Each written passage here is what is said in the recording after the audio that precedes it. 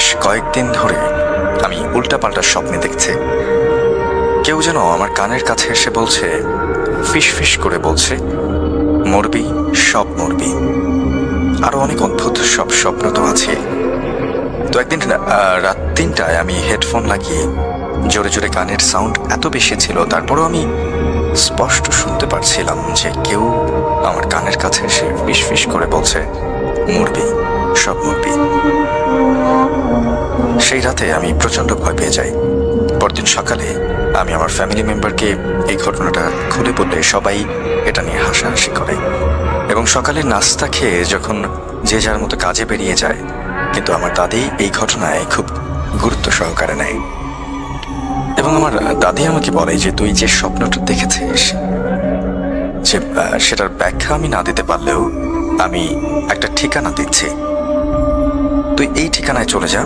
তো পরদিন দাদির দেওয়া ঠিকানা অনুযায়ী একজন হুজুরের বাড়িতে আমি গেলাম। তারপর আমি হুজুরকে আমার নাম, আমার সমস্যার কথা বললাম। কিন্তু আজব ব্যাপার শাফিন ভাই, ঘটনাটি শোনার পর হুজুর আমার মুখের দিকে এক দৃষ্টিতে তাকিয়ে রইল।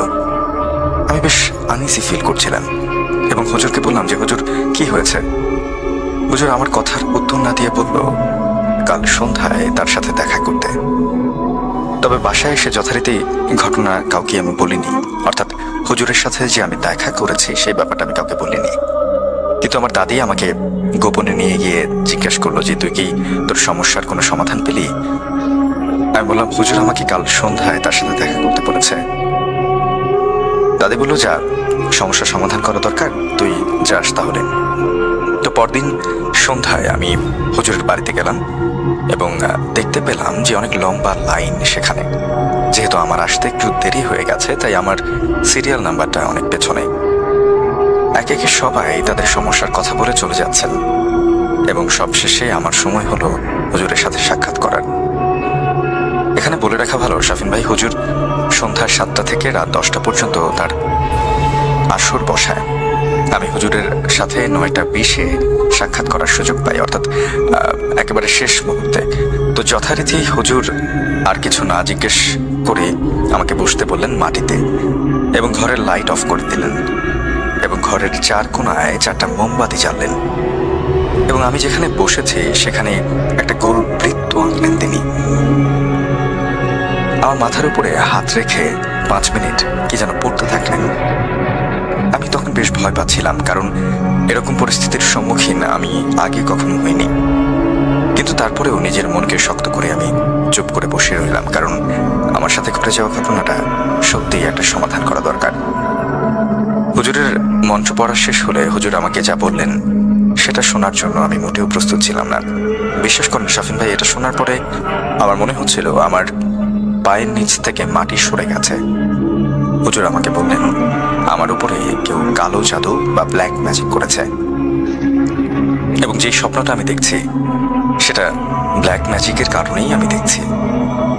আমার উপরে ভয়ঙ্কর কালো জাদু করা হয়েছে। আমি বললাম, হুজুর কিরকম কালো জাদু? হুজুর আমাকে বললেন, শয়তানকে খুশি করে তোর উপরে কালো জাদু করা হয়েছে। আমি আবারও প্রশ্ন করলাম, হুজুর শয়তানকে খুশি করার মানে বিষয়টা আমি বুঝলাম না।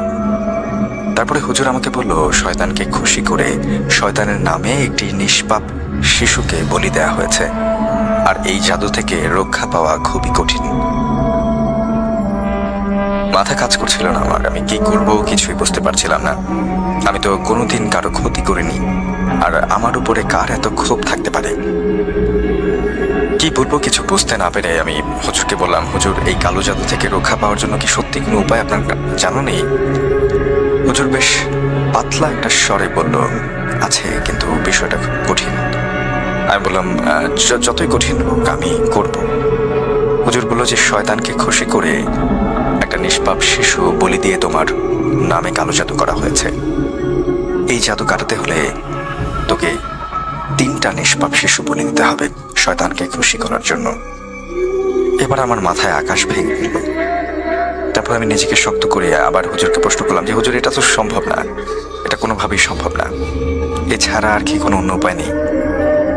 হুজুর বলল যে আরেকটি উপায় আছে, কিন্তু সেটা করলে কালো জাদুর প্রভাব পুরোপুরি কাটবে না। আমি বললাম, কি সেই উপায়? হুজুর বললেন যে উল্টাকরণ জাদু। আমি বেশ আগ্রহের সাথে প্রশ্ন করলাম, উল্টাকরণ জাদুটা আবার কি? হুজুর বললেন যে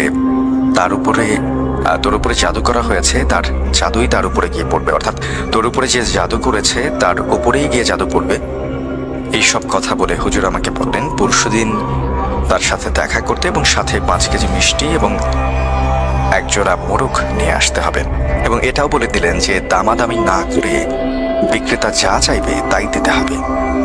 সে যদি একবারে লাখ টাকা চেয়ে বসে তাহলে কিন্তু তোর সেটাই আদায় করতে হবে। সুতরাং বিক্রেতার ব্যাপারে ঠিক থাকতে হবে, সে যেন বুঝে না ফেলে যে তুই সব দাম দিতে রাজি আছিস। এরপর হুজুরের সাথে সাক্ষাৎ করে আমি যখন বাসার দিকে যাচ্ছি তখন আমি স্পষ্ট শুনতে পেলাম কেউ যেন আমার ঘাড়ের উপরে হাত রেখে ফিসফিস করে বলছে, মরবি, সব মরবি, কিছু করতে পারবে না তোদের এই হুজুর। আমি এবার প্রচন্ড রকম ভয় পেয়ে যাই এবং আমি দৌড়ে বাসার দিকে চলে যাই। অর্থাৎ পথে এই কাহিনীটা ঘটে। পথে হুজুরের বাসার থেকে যখন তিনি ফিরে যাচ্ছিলেন তখন তিনি আবার এমনটা অনুভব করলেন যে কেউ তার কাঁধে হাত রেখেছে এবং তখন কানের কাছে গিয়ে ফিসফিস করে বলছে যে মরবি, তোরা সব মরবি।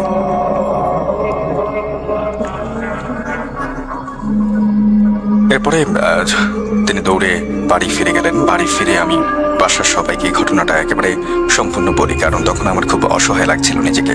প্রথমে কেউ আমার কথা বিশ্বাস করতে না চাইলেও আমার দাদির কথায় আমার বাবা আমার কথাটা একটু বিশ্বাস করেন এবং আমাকে বলেন যে ঠিক আছে, তোর সঙ্গে আমি পরশুদিন ওই হুজুরের কাছে যাব। তো আমি হুজুরের কথা মতন 5 কেজি মিষ্টি আর একজোড়া মোরগ একদমে কিনলাম। পরশুদিন আমি আর আমার বাবা আমরা 2 জন মিলে হুজুরের সাথে সাক্ষাৎ করতে গেলাম হাদিয়া সাথে নিয়ে। কিন্তু গিয়ে একদম অবাক হয়ে গেলাম। সেদিন এত লোক দেখলাম কিন্তু আজ হুজুরের ঘরে একটি লোকও নেই, আমি আর বাবা ছাড়া। আমি হুজুরকে কৌতূহলী বসে প্রশ্ন করলাম যে হুজুর, আজ আপনার ঘর এত ফাঁকা কেন? হুজুর বললেন যে শনিবার এবং মঙ্গলবার আমি রোগী দেখি না, আজ তোর সমস্যার সমাধান করবো, এই জন্যই তোকে আজ ডাক দিলাম। এরপর আমার বাবা হুজুরকে প্রশ্ন করলেন যে আপনি এসব কি শুরু করেছেন আমার ছেলের সাথে?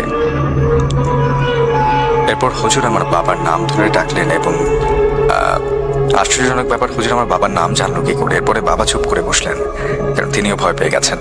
এরপর হঠাৎ করে কোত্থেকে যেন 2 জন লোক এসে হুজুরের সাথে দাঁড়ালো। বাবা জিজ্ঞাসা করলেন যে এরা কারা? হুজুর বলল, আজকে এই 2 জন আমাকে সাহায্য করবে। এরপর হুজুর আমার কাছে সেই হাদিয়া এবং সেই জিনিসগুলো দুটো চায়, অর্থাৎ মিষ্টি এবং মোরগ একজোড়া। এরপর যথারীতি হুজুর রুমের সব লাইট অফ করে দেয় এবং ঘরের 4 কোণে 4টা মোমবাতি জ্বালায় এবং গোল করে বৃত্তের মতো করে আমাকে বসতে বলেন। হুজুর ওই 2 সঙ্গীকে অন্য রুম থেকে কি যেন আনতে বলেন। আমি স্পষ্ট দেখতে পেলাম তাদের হাত কালো কুচকুচে, 1 বোতল তেল আছে তাদের হাতে। হুজুর সেই তেলের মধ্যে 5 মিনিট কি যেন দোয়া মন্ত্র পড়ে ফু দিলেন এবং আমার সামনে আগুন জ্বালালেন। এরপর হুজুর আমার কনিষ্ঠাঙ্গুলি চেপে ধরলেন। এরপর আমার আর কোনো কিছু মনে নেই। বাকিটা আমি আমার বাবার মুখ থেকে শুনেছি। তো বাবার মতোই আমি বলার চেষ্টা করছি। বাবা বললেন, তুই যখন অজ্ঞান হয়ে গিয়েছিলি তখন তোর ভেতর থেকে অন্য একজন কথা বলছিল।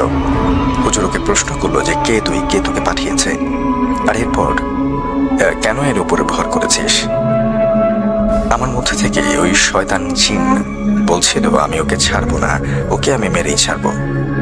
তারপরে হুজুর ওই কালো মন্ত্র পড়া তেল আমার সামনে জ্বালিয়ে রাখা আগুনের মধ্যে ছেটাতেই আমি আমার মধ্যে থাকা শয়তান জিনটা চিৎকার করে ওঠে এবং হুজুর বলল, যাবি কিনা বল।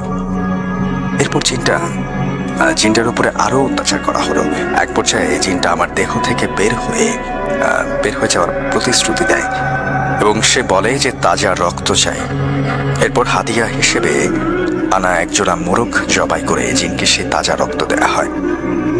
এখানে শাফিন ভাই, জিনটাকে বোকা বানানো হয়েছে। জিনটা ভেবেছে সে আমার তাজা রক্ত পেয়েছে, তাই সে চলে যেতে রাজিও হয় এবং হুজুর বলে, তোকে যে পাঠিয়েছে তুই তার উপর গিয়ে ভর করবি।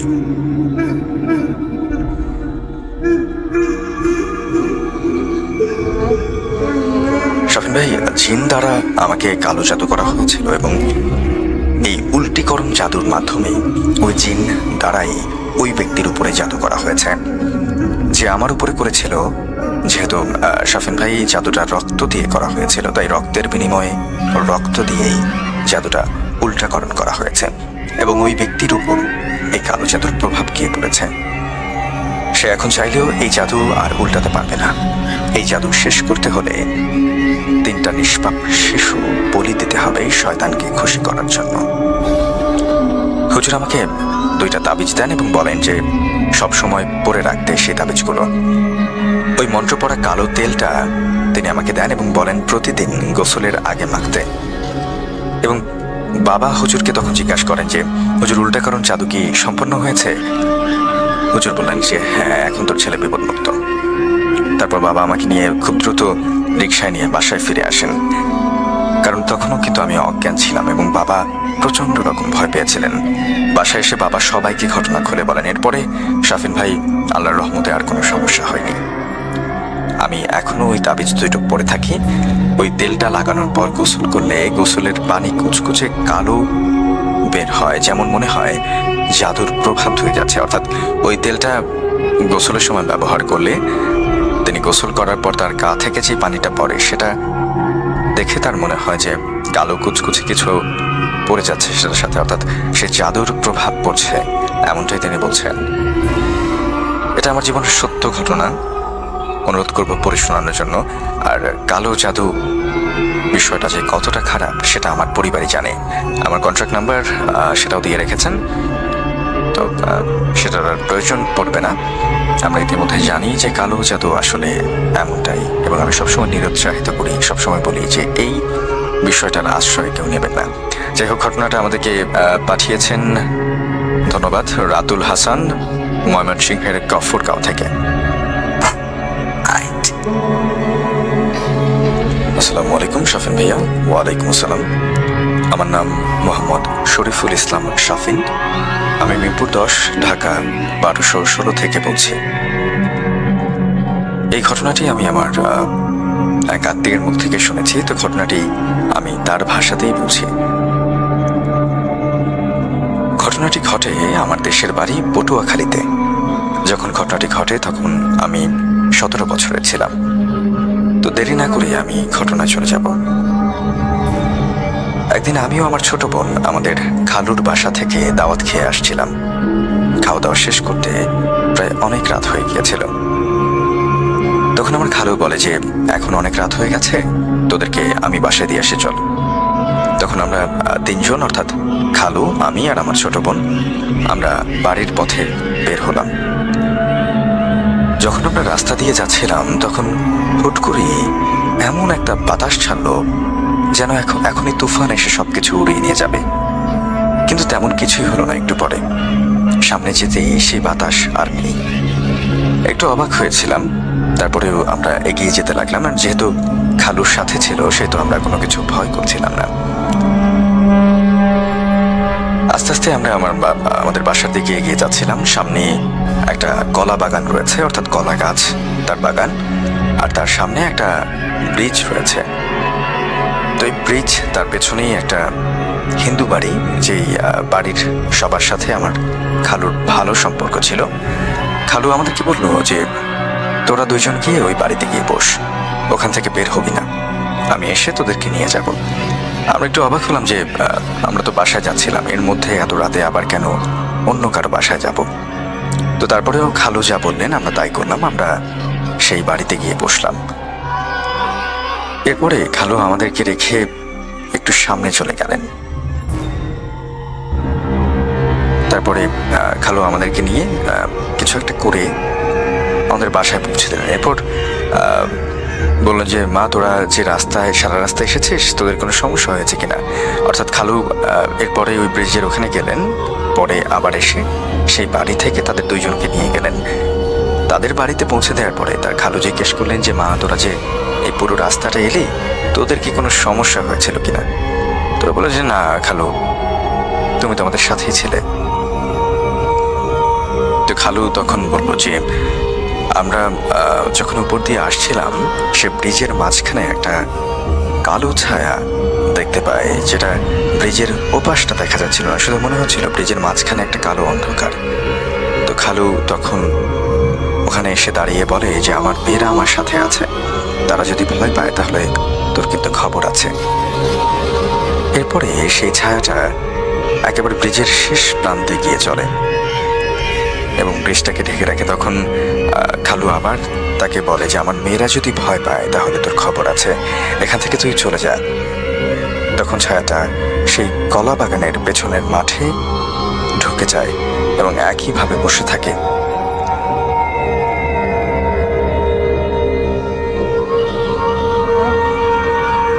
এরপরে যখন আমরা আরেকদিন ওই কলা বাগানের কাছ থেকে আসছিলাম, তখন আমরা দেখলাম সেই ছায়াটা কলা বাগানের মাঝে পেছনে বসে আছে, একইভাবে বসে আছে। আমি তাদেরকে বাসায় নিয়ে আসি, কলা বাগানের পেছনের মাঠটা ভালোভাবে দেখা যায় না। আমি তারপর ওদেরকে কিছু বলি না। খালু বলছেন যে সে তার মেয়েদেরকে কোনো কিছু বলেনি। এরপরে খালু আমাদের দুজনকে ঝাড়ফুঁক দিয়ে বললো যে 2 দিন এই তাবিজটা পরে থাকবি তোরা। আর আমার মা এসব কথা বিশ্বাস করতো না বলে আমাদের দুজনকে তাবিজটা খুলে ফেলতে বলে। তারপরের দিন আমরা সেই কলা বাগান দিয়ে মাঠে যাচ্ছিলাম। তখন আমরা দুইজনই দেখি যে একজন মহিলা কলা গাছের নিচে হাঁটু মুড়ে বসে আছে, আমাদের যাওয়ার পথটা আটকে রেখেছে সে। তখন আমরা দুইজন প্রচন্ড রকম ভয় পেয়ে যাই, কারণ সেই মহিলার মুখটা দেখা যাচ্ছিল না, যতটুকু দেখা যাচ্ছিল ততটুকু খুব ভয়ঙ্কর এবং খুব বাজে রকম বিশ্রী। তখন আমরা দুইজনেই ওনার একটু সামনে যেতেই ভয়ে চিৎকার দিয়ে উঠি এবং চিৎকার দিয়ে দৌড়ে আমরা ভয়ে বাড়িতে চলে আসি আর সবাইকে এই কথা খুলে বলি। তখন আমার বাবা আমার খালুকে এসব কথা খুলে বলেন এবং খালুকে খবর দেন। আমার খালু বলেন যে ওদের গলায় আমি তাবিজ দিয়েছিলাম, সেই তাবিজটা আছে, কোনো সমস্যা হওয়ার কথা না। তখন খালু আমাদের বাড়ি এসে দেখে যে আমাদের গলায় সেই তাবিজটা নেই। তখন খালু সবাইকে বলে যে কাল রাতের ঘটনা, অর্থাৎ কাল রাতে তিনি যখন ওদেরকে নিয়ে আসছিলেন তখন তিনি দেখেছিলেন যে সেখানে কালো ছায়া রয়েছে ব্রিজের উপরে, অর্থাৎ অশরীরে কিছু ছিল সেখানে, আর সেজন্যই তিনি তাবিজটা দিয়েছিলেন। তো যাই হোক, খালু এসে দেখলেন যে আমাদের গলায় কোনো তাবিজ নেই, কারণ সেটা আমাদের মা কেটে ফেলে দিয়েছিল। এরপরে খালু সবাইকে কাল রাতের ঘটনা খুলে বলে এবং বলে যে আমি ওদেরকে তাবিজ দিয়েছিলাম, তাবিজটা খোলা ঠিক হয়নি। তখন খালু আবার আমাদেরকে তাবিজ দেয় এবং বলে যে 40 দিনের আগে তাবিজটা না খুলতে। বলতে ভুলে গেছিলাম যে আমার খালু এসব জিনিসকে দূর করতে জানে, অর্থাৎ তিনি কিছুটা হলেও এই অশরীরীর ব্যাপারগুলো সম্পর্কে জ্ঞান রাখেন। বলতে ভুলে গেছিলাম শাফিন ভাই যে আমার খালু এসব জিনিসকে দূর করা জানে। এটাই ছিল আমার ঘটনা, যেটা আমার বাস্তব অভিজ্ঞতা। পরে শোনালে খুব খুশি হবে। ঘটনাটি আমাদেরকে ইমেল করে পাঠিয়েছেন শরীফুল ইসলাম। তিনি লিখেছেন মিরপুর 10, ঢাকা 1216 হতে।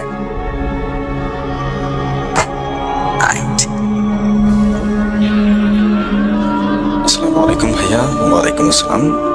আমি এপি পিরোজপুর থেকে বলছি। আমার পরিবারের সঙ্গে অনেক ভৌতিক ঘটনা ঘটেছে, যার একটা আজকে বলবো ভাবছি। এটা আমাদের এখানেই একটা স্বনামধন্য হাসপাতালের ঘটনা।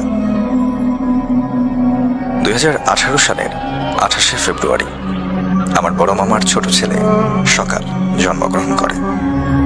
ঘটনা ওই হাসপাতালকে কেন্দ্র করে। সিজারের পরে মামিকে যে কেবিনে রাখা হয় ওটা রাস্তার পাশে থাকায় মামি এবং সকালের একটু বেশি সমস্যা হতো, কারণ 24 ঘন্টাই ওখানে যানজটের আওয়াজ। তাই আমার বাসার সবার অনুমতি থেকেই ওই কেবিন পরিবর্তন করে আমাদের হাসপাতালের ভেতরে একটা নতুন কেবিনে নেওয়া হয়। ঘটনার শুরু ওখান থেকে। বলে রাখা ভালো যে ওই কেবিনের পেছনের দিকেই রয়েছে একটা অজ্ঞাত লাশের ঘর, যার মধ্যে পুলিশ বা অন্যান্যরা পরিচয়হীন লাশ রাখে। অর্থাৎ আমরা আঞ্জুমানে মুফিদুলের কথা জানি যে অজ্ঞাত লাশগুলো, নাম পরিচয়হীন যে লাশগুলো থাকে, সেটা যেখানে রাখা হয়, যে সংস্থার মাধ্যমে সৎকার করা হয়, সেরকমই একটা জায়গা হয়তো, যা থাকে অনেক অনেক দিন। 1 মার্চ ওই দিন রাতে আমার আম্মু ও মামি হাসপাতালে ছিলেন। তারা, আম্মু আর মামির সম্পর্ক অনেক ভালো বলে এদের আড্ডা দিতে দিতে অনেক রাত পর্যন্ত জেগে থাকে। তখন আম্মু ও মামি হঠাৎ করে খুব অদ্ভুত এবং ভয়ঙ্কর বাজে গন্ধ অনুভব করে। তারা মনে করে যে হাসপাতালে তো এমন গন্ধ আসতেই পারে, কিন্তু এরপরে হঠাৎ করে তারা বাথরুমের মধ্যে কোনো মানুষের হাঁটার আওয়াজ পায়।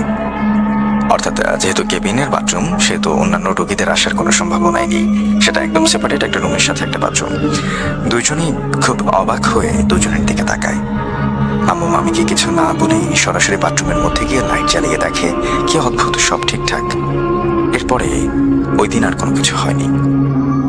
সকালে মামা নাস্তা নিয়ে আসার পরে আম্মু এবং মামি রাতের সব ঘটনা মামাকে খুলে বলে, কিন্তু বড় মামা মজা নেয় আর বলে যে সামনে একটা নতুন বাসার কাজ চলছে, হয়তো ওখান থেকে আওয়াজ হয়েছে, এবং আরো বলল যে ওখানে নাকি রাতেও কাজ করে, তাই এমন বিকট শব্দ শোনা যায়। বাসার সবাই এই কথা শুনে মজা নেয়। অর্থাৎ তারা যে একটা অদ্ভুত অভিজ্ঞতার মধ্য দিয়ে গেছেন, একটা অদ্ভুত অনুভূতি পেয়েছেন, সেটা সবার কাছে বেশ মজার একটা ব্যাপার ছিল। তো ওই দিন রাতে আমার আম্মু আর আমার মামির সাথে আমার ছোট খালাও থাকতে আসে, অর্থাৎ তিনিও হাসপাতালে থাকতে এলেন। এবার প্রথম রাতের দিন রাতের মতো সবকিছু ঠিকঠাক হলেও হঠাৎ করেই সবাই দেখতে পেল জানালাটা অনেক জোরে আওয়াজ করে খুলে গেল। তিনজনই একটু ভয় পেয়ে গেল। আমার ছোট ভাই আমার আম্মুর কোলে ছিল, অপর দিকের বিছানায়। জানালা খুলতেই আমার মামির চোখ আটকে গেল।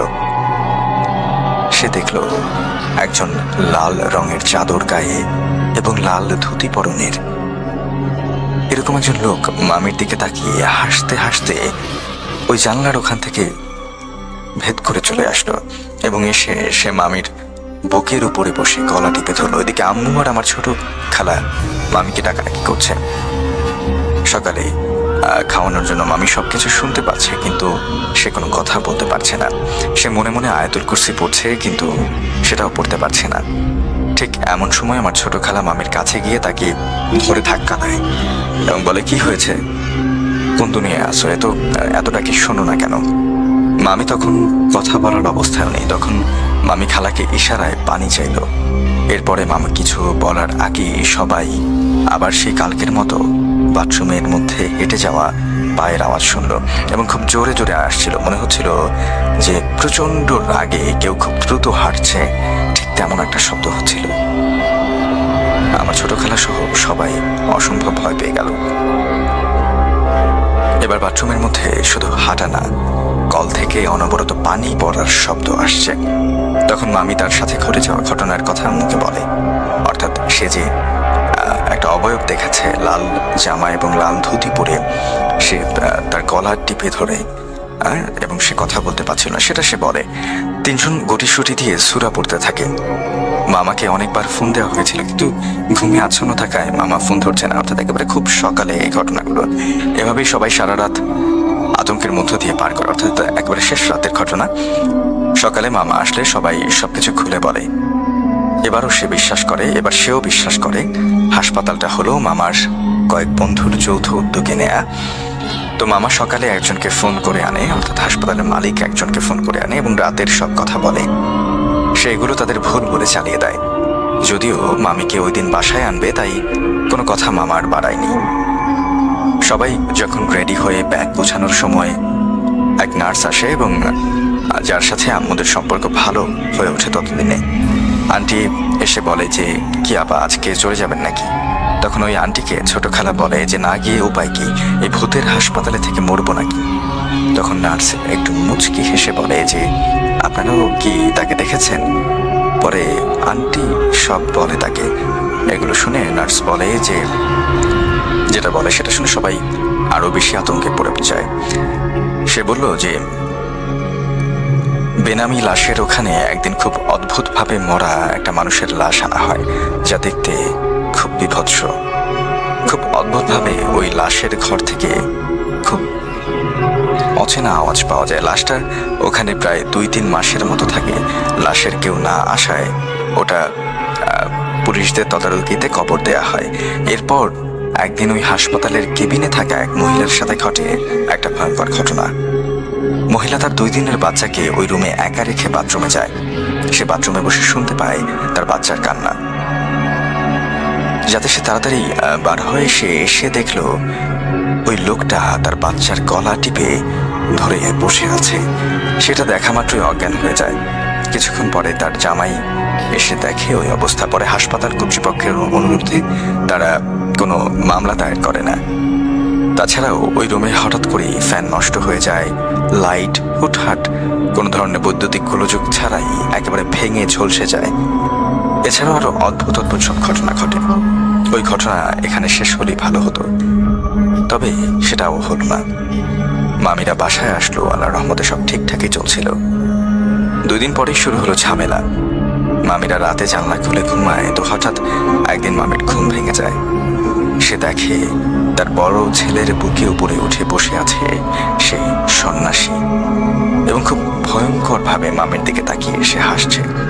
মামি তাকে দেখে একটু ভয় পেয়ে সে দৌড়ে যায়, তাকে লাথি মারে এবং সে ছিটকে পড়ে জানলার কাছে। এরপরে সে আবার মামির গলা চেপে ধরে। মামি পায়ে লাথি মারায় সাথে সাথে মামারা উঠে যায়। মামা মামির গায়ে হাত দেওয়ার সাথে সাথে সেই সন্ন্যাসী সেখান থেকে চলে যায়। যাওয়ার আগে মামিকে সেই সন্ন্যাসী বলে যে, তোকে আমার লাগবে, আমি আবার আসবো তোকে নিতে। তখন মামা মামিকে জিজ্ঞেস করে যে কি হয়েছে। তারপরে মামি সবটা বলে। পরের দিন সকালে মামা একজন আলেমকে দিয়ে বাসায় এবং বাসার সবাইকে বন্ধক করে দেয়। আল্লাহর রহমতে এরপর থেকে সব ঠিকঠাক চলছে। অনেক বড় তো তাই ভুল হতে পারে, ভুল হলে ক্ষমা প্রার্থী। হুজুর যেটা বলছিলেন যে এটা একটা বদ জিন হতে পারে কিংবা খারাপ কোনো আত্মা বা কোনো কিছু, তবে এখন আর কোনো ক্ষতি করতে পারবে না। এরপর থেকে আমাদের আর তেমন কোনো সমস্যা হয়নি। তবে এখনো মামি নাকি মাঝে মাঝে সেই লোককে দূর থেকে দেখতে পান। ঘটনাটা শোনালে খুব খুশি হব শাফিক ভাই, ভালো থাকবেন। আসসালামু আলাইকুম। ঘটনাটি আমাদেরকে পাঠিয়েছেন এপি, তিনি লিখেছেন পিরোজপুর থেকে। চলে যাচ্ছি আরো একটা ইমেল স্টোরিতে।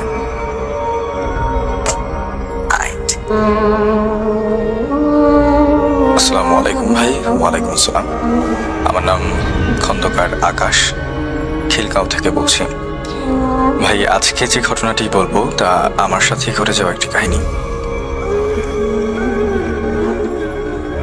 কাহিনী শুরু করার আগে আমি একটা কথা বলে নিতে চাই। আমার নিজের বাসা আর কি, আমার চাচা ফুপু সবাই একই বিল্ডিং এ থাকি। আমাদের পরিবারের সবার সাথে কিছু না কিছু হয়েছে, কিন্তু কখনো কারো ক্ষতি করেনি। আমাদের বাসার অনেকগুলো জিন রয়েছে। যাই হোক, আমার কাহিনীতে আমি চলে আসি। ভাই, এই কাহিনী 2 বছর আগের রমজান মাসের। এমনিতে আমি আমার আব্বুর সাথেই রাতে ঘুমাই, কিন্তু আমার একটু জরুরি কাজে আমাদের গ্রামে যাই, তাই রুমে আমি একা ছিলাম। মানে আমার বাবা জরুরি কাজে গ্রামে গেলেন, তো আমি রুমে একা ছিলাম। তাই আমি ঠিক করি যে সেহরি করে একবারে আমি ঘুমাবো। যে ভাবা সেই কাজ, আমি মোবাইলে একটা মুভি দেখা শুরু করি। রাতে 2টা বেজে গেলে এমন সময় আমি যে রুমে ছিলাম, আমার মনে হলো আমার রুমের দরজাটা কেউ খুলছে। বলে রাখা ভালো ভাই, আমার রুমের যে দরজা সেটা খুললে একটা শব্দ হয়। তাই আমার মনে হলো কেউ দরজার দিক থেকে আমার দিকে তাকিয়ে আছে, কিন্তু আলো জ্বালিয়ে দেখি যে না, সেখানে কেউ নেই। পরে আমি মনের ভুল মনে করে আবারও শুয়ে মুভি দেখছিলাম। কিছুক্ষণ পরে আমার আম্মুর মতো দেখতে দরজা খুলে সাথে সাথে আমার টয়লেটের দিকে যাচ্ছে। তখন আমি বলি যে, আম্মু ঘুমাও নাই? তারপর আম্মুর মতো দেখতে সেই অবয়বটা বা যাই বলি সেটা টয়লেটে চলে গেল। আমি ভাবলাম হয়তো আমাকে মোবাইল চালাতে দেখে রেগে হয়তো কথা বলেনি, তাই তারপর আমি সেদিকে আর খেয়াল না করে আমি মুভি দেখতে থাকি। এর মধ্যে আমার আম্মুর মতো দেখতে সেই অবয়বটি টয়লেট থেকে বের হলো কিনা তার প্রতি আমার কোনো খেয়াল ছিল না।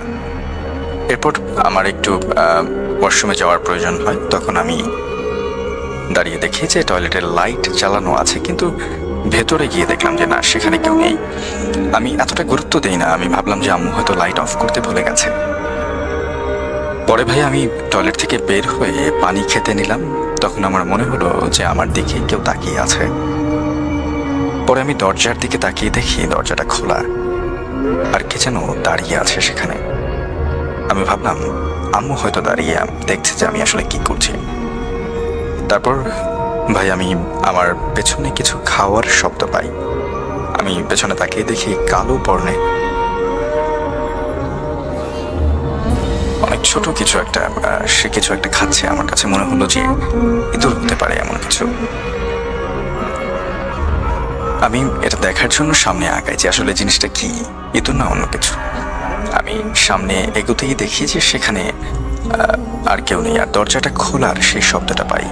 অর্থাৎ তিনি যখন দেখলেন তার পেছনে ফিরে পানি খাওয়ার সময় যে কিছু একটা শব্দ হচ্ছে, তিনি সেখানে এগিয়ে দেখলেন যে না, সেখানে কিছু নেই। তখন তার উল্টো দিক থেকে, অর্থাৎ তার পেছন থেকে তিনি শব্দ পেলেন যে তার দরজাটা কেউ খুলছে। অর্থাৎ দরজা খোলার শব্দটা একটু আগে আবারও পেয়েছিলেন, এখন আবারও পেলেন। দরজা খোলার সেই শব্দটা হওয়ার পরে আমি দরজার দিকে তাকিয়ে দেখি যে না, দরজা তো বন্ধই আছে।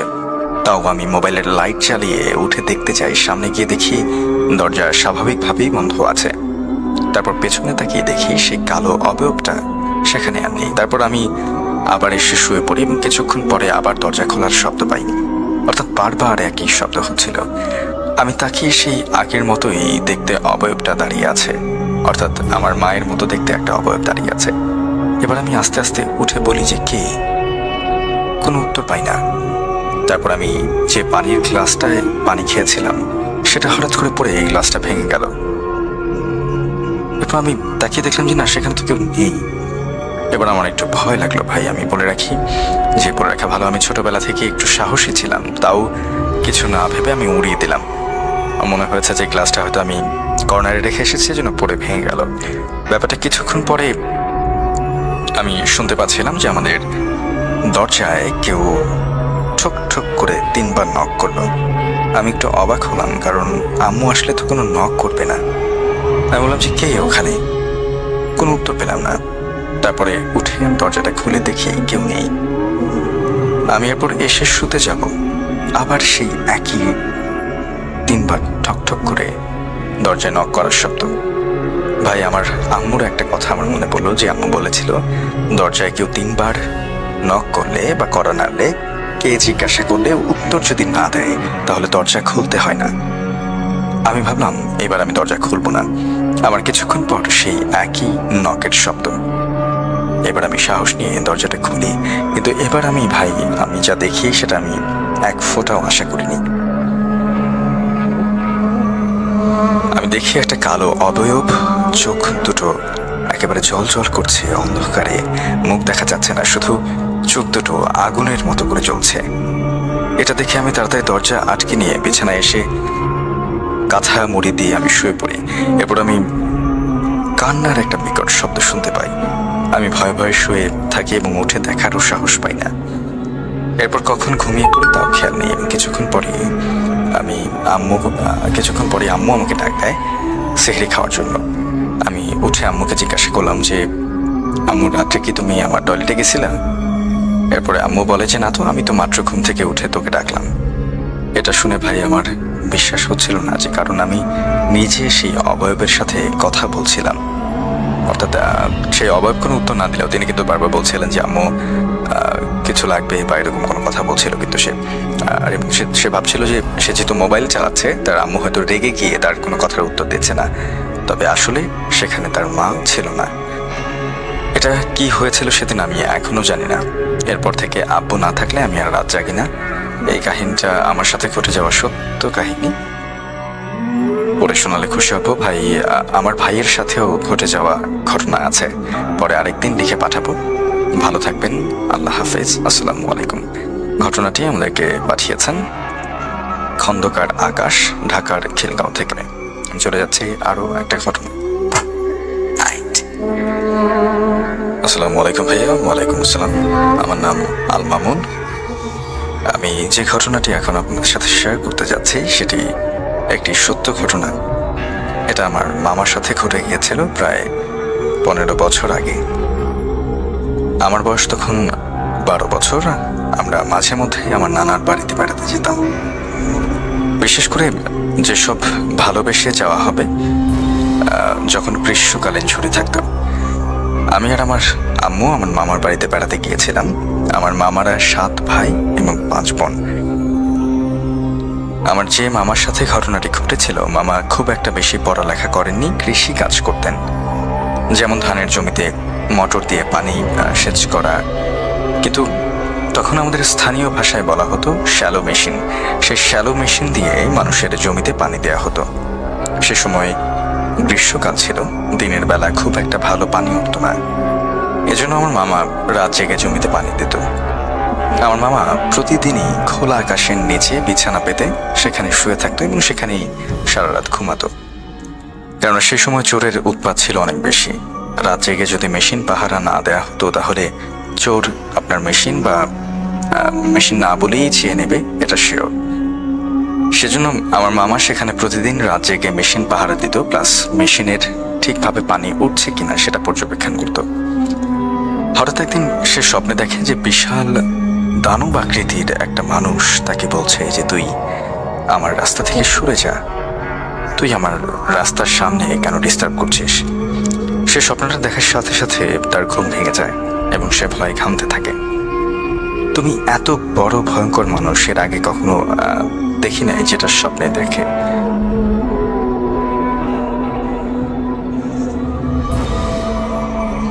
অর্থাৎ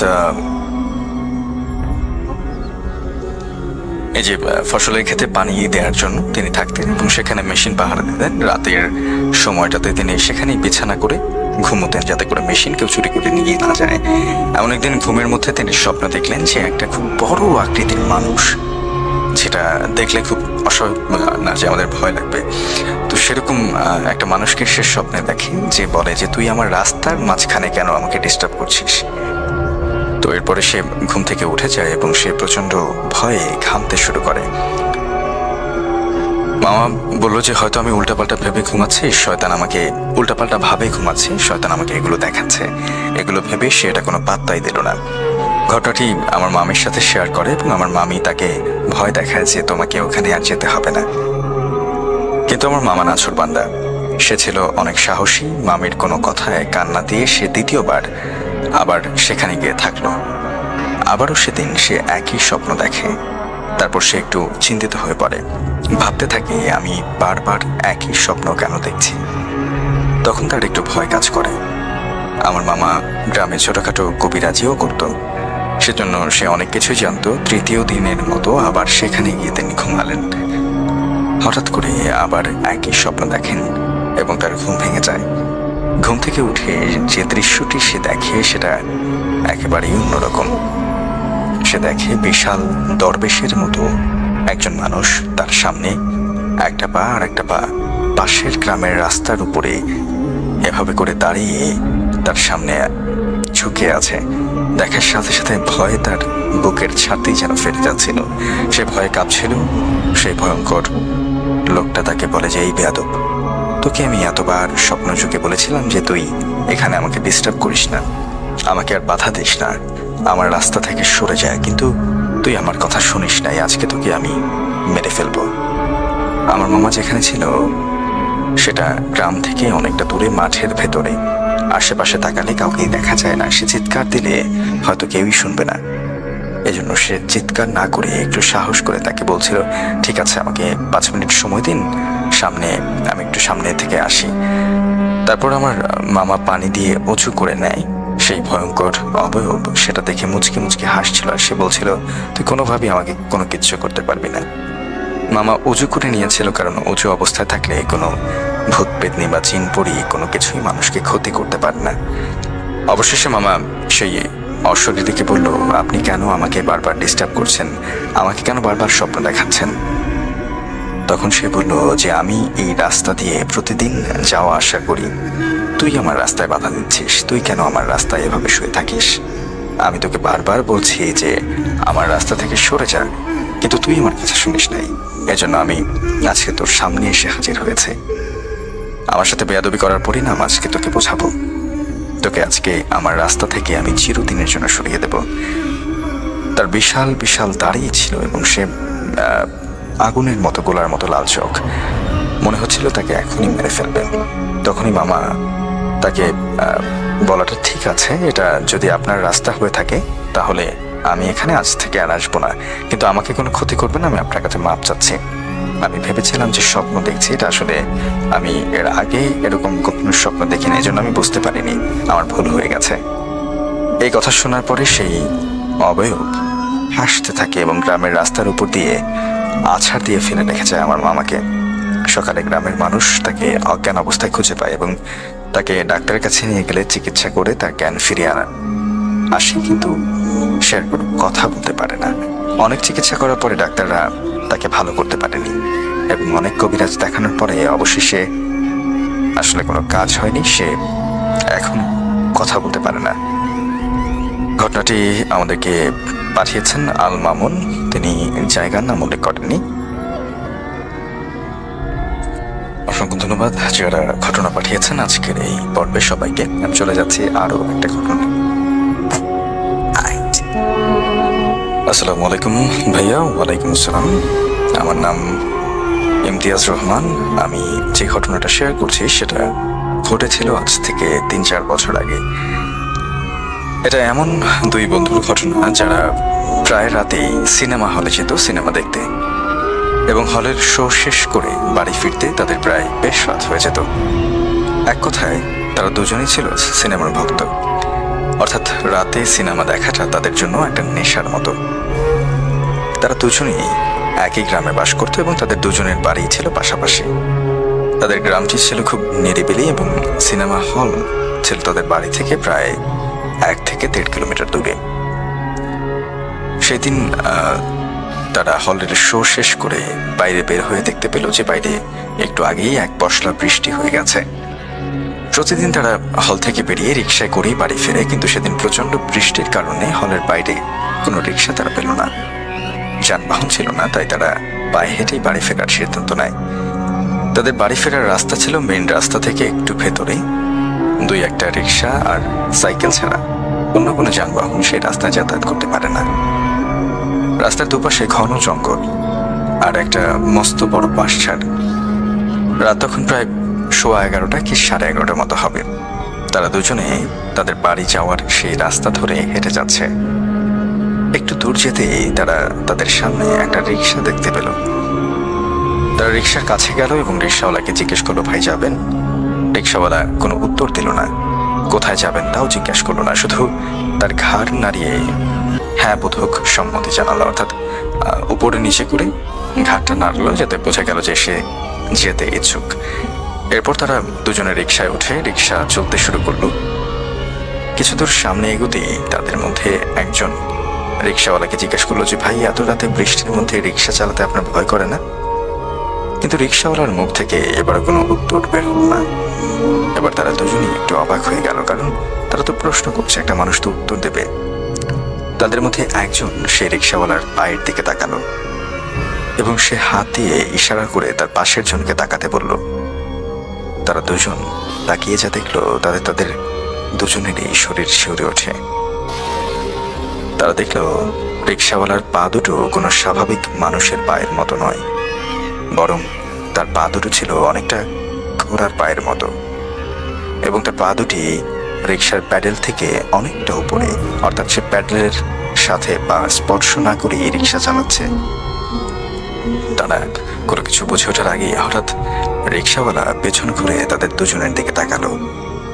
এবার তারা দেখলো রিক্সাওয়ালার সেই ভয়াবহ চেহারাখানা।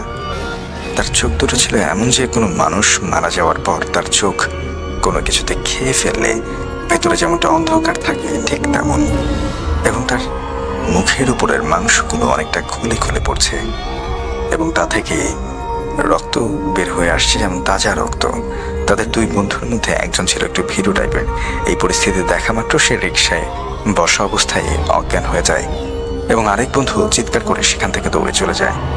অবশেষে একটা বাড়ির সামনে গিয়ে এসে পড়ে। সে বাড়ির সামনে গিয়ে ধাক্কায় এবং বাড়ির লোকজন বাইরে বেরিয়ে আসে এবং সবকিছু শুনে আরো লোকজন এবং লাঠি সোটা নিয়ে ঘটনাস্থলে গিয়ে দেখে তার সেই বন্ধু অজ্ঞান অবস্থায় একটা ঝোপের উপরে পড়ে আছে। কিন্তু সেখানে সেই রিক্সা আর রিক্সাওয়ালার রূপী সেই বিভৎস চেহারার লোকটার কোনো চিহ্ন তারা পায়নি।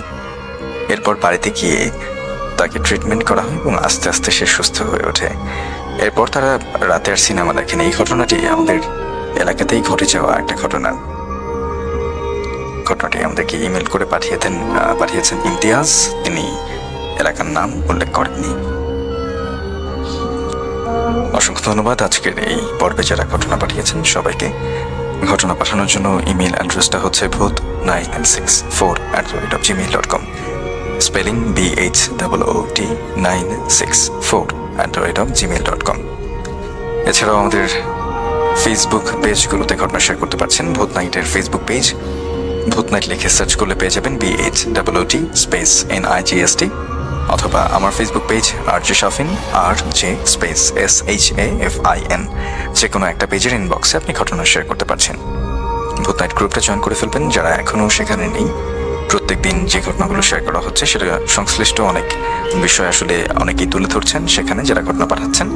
আবার পুরো পৃথিবীর বাংলাভাষী মানুষ যারা রয়েছেন তারা বিভিন্ন প্যারানরমাল বিষয়, প্যারানরমাল জায়গা, পৃথিবীর বিভিন্ন স্থানে ছড়িয়ে ছিটিয়ে থাকা বিভিন্ন ধরনের অলৌকিক চর্চা সেখানে তুলে ধরছেন। কালো জাদু সম্পর্কে জানতে পারবেন পৃথিবীর কোথায় কোন স্থাপনা রয়েছে যেটা একেবারেই ভৌতিক।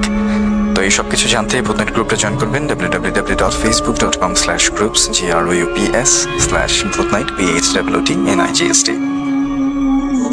পেজগুলোতে সাথে থাকার অনুরোধ রইল, কারণ সেখান থেকে শুধুমাত্র ঘটনাই পাঠাতে পারছেন না, আপনাদের সাথে একটা সার্বক্ষণিক যোগাযোগ থাকছে আমাদেরও। তো অবশ্যই পেজগুলো ফলো করবেন এবং লাইক দিয়ে রাখবেন। একই সাথে যারা লম্বা সময় ধরে শুনতে চান বা পূর্বের কোনো এপিসোড মিস করে গেছেন যেখানে অনেক বিষয় সম্পর্কে আসলে আমি কথা বলেছি, অনেক বিষয় যেগুলো আমি আসলে খুঁজে পেয়েছি সেগুলো তুলে ধরার চেষ্টা করেছি আমার বন্ধুদের সাথে।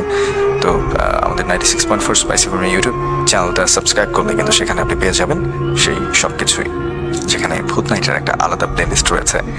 পূর্বের এপিসোডগুলো শুনতে পারবেন 96.4 স্পাইসি ফ্রমের ভেরিফাইড ফেসবুক পেজ থেকেও, কারণ সেখানে প্রত্যেকটা লাইভ অডিও স্ট্রিমিং কিন্তু থেকে যাচ্ছে। এদিকে যারা স্টুডিওতে আসতে চান, ঘটনা শেয়ার করতে চান, সরাসরি SMS করে ফেলবেন, লিখবেন SFM কোডটা, স্পেস দিয়ে আপনার নাম লিখবেন, আপনার কথা লিখবেন, ঘটনা শেয়ার করতে ইচ্ছুক সেটি জানাবেন এবং আপনার মোবাইল নাম্বারটা প্রোভাইড করবেন, যার মাধ্যমে আমরা অর্থাৎ ভূত নাইট টিম আপনার সাথে যোগাযোগ করবো এবং স্টুডিওতে এসে ঘটনা শেয়ার করার সুযোগ করে দেওয়া হবে। পাঠাবেন 269692699 এই নম্বরে। আজকের মতো আরও একটা রোমাঞ্চকর রাতের ইতিটান্তে হচ্ছে, যেখানে বেশ কয়েকটা ঘটনা একেবারে হাড়হিম করা ছিল মুক্তি হচ্ছে। এ ধরনের ঘটনার জন্য আগামী শুক্রবার আবারও ঠিক রাত 12টায় 96.4 স্পাইসি ফিল্মে ফিরে আসবো ভূত নাইট নিয়ে। ততক্ষণ পর্যন্ত সবাই ভালো থাকবেন, সুস্থ থাকবেন এবং সতর্ক থাকবেন। হয়তো আপনার আশেপাশে এমন কেউ আছে যাকে আপনি দেখতেই পাচ্ছেন না।